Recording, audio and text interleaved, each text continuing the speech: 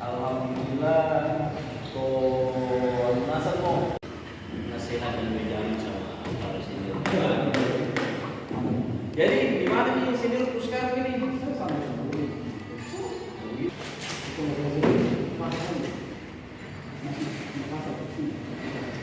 Apa itu? Pendaftaran dari Partai Perjuangan kandidat Pak Kolonel Agus Salim. Mudah-mudahan apa yang Pak Kolonel mengatakan kami harap juga mudah-mudahan Pak Kolonel itu bisa tanding dengan perjuangan pada saat pilkada nantinya. Juga mudah-mudahan apa yang kita bisa mencapai. Ya, mungkin ada kader PDIP sendiri Pak yang potensial untuk didukung nanti di pemilihan Bupati Luwin Pak ke depan. Ya, PDI Perjuangan punya kader potensial yang kami persiapkan untuk maju dalam kontestasi Pilkada Luwu tahun 2024 ini. Ada beberapa nama, yaitu ada Erwin Baraba, beliau anggota DPR aktif hari ini, juga beliau selaku bendahara partai. Juga kami persiapkan ada Wahyu Napeng sebagai kader potensial untuk maju dalam pilkada ini, ada Ketua DPC Andrea Badiraja, ada sekretaris partai, dan itu semua adalah kader-kader potensial, kader terbaik dari Perjuangan yang mungkin kami persiapkan untuk mengikuti kontestasi pilkada 2024 di Luwu. Tapi Pak bisa dijelaskan agenda hari ini, agenda pendaftaran calon kepala daerah. Itu sudah berapa calon kepala daerah yang datang ke sekretariat PDIP Pak? Oh iya, mungkin awal ini kami ucapkan dulu minal aidin wal faizin, mohon maaf lahir dan batin.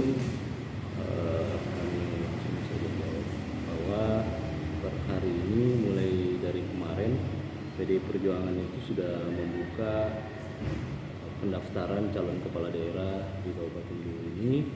Sampai per hari ini kurang lebih ada 3 sampai 4 bakal calon yang sudah membuka ruang komunikasi politik dan mengambil formulir pendaftaran di DPC Luwu ini. Termasuk tadi ada Kolonel Agus Salim, ada Pak Usmarudin, ada Pak Tadi Pasenggong, dan beberapa calon kepala daerah lainnya itu sudah membangun komunikasi awal dengan kami. Mungkin nantinya akan ke DPC juga untuk mengambil formulir pendaftaran yang ada di DPC ini. Proses penentuan PDIP untuk mendukung calon kepala daerah ini bagaimana nanti Pak? Apakah diseleksi di internal di daerah atau dikembalikan ke pusat atau ke provinsi Pak?